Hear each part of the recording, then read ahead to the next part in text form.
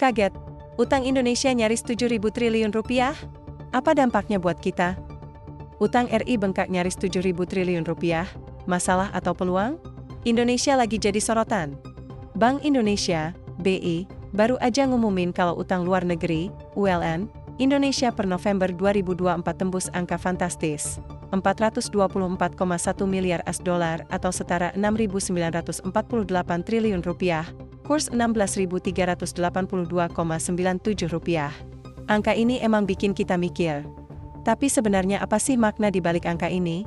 Yuk, kita kupas tuntas ulasan lengkapnya.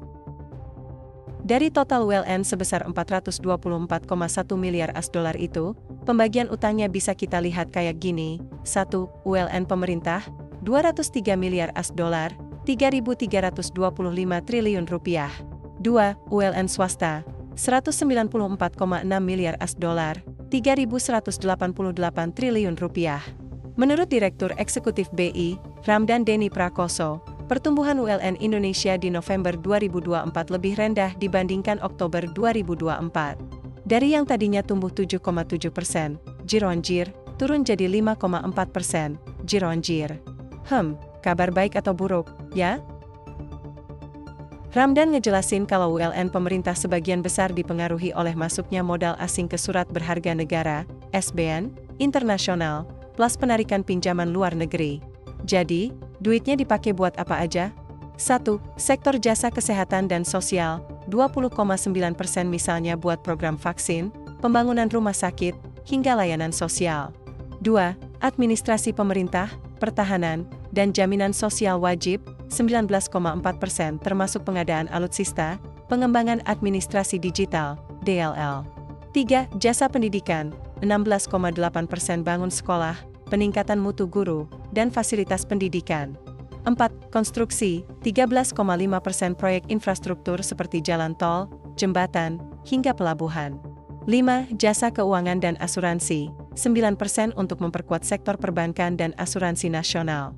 Kabar baiknya, hampir semua ULN pemerintah punya tenor jangka panjang, 99,9%. Jadi, nggak usah khawatir pemerintah bakal buru-buru bayar dalam waktu dekat. Di sisi lain, ULN sektor swasta ternyata juga punya peran besar dalam roda ekonomi. Beberapa sektor penyerap utang terbesar adalah 1. Industri pengolahan, 2. Jasa keuangan dan asuransi, 3. Pengadaan listrik dan gas, 4. Pertambangan dan penggalian. Sektor-sektor ini menyerap sekitar 79,4% total ULN swasta. Sama kayak ULN pemerintah, mayoritas utang swasta juga berjangka panjang, 76,1%. Artinya, swasta juga punya waktu yang cukup buat bayar utangnya. Memang, utang gede kayak gini nggak lepas dari risiko. Tapi, BI dan pemerintah berusaha mengelola ULN dengan strategi berikut. 1. Minimalkan risiko, pastikan pembayaran utang nggak ngeganggu stabilitas ekonomi nasional. 2. Optimalkan pemanfaatan, fokus pada proyek pembangunan yang beneran punya dampak besar buat rakyat. 3. Tenor jangka panjang, mayoritas utang jangka panjang ngasih ruang buat manuver ekonomi. Apa kata netizen? Netizen 62 biasanya punya banyak komentar soal berita kayak gini. Ada yang nyinyir, ada yang optimis, ada juga yang cuma numpang scroll.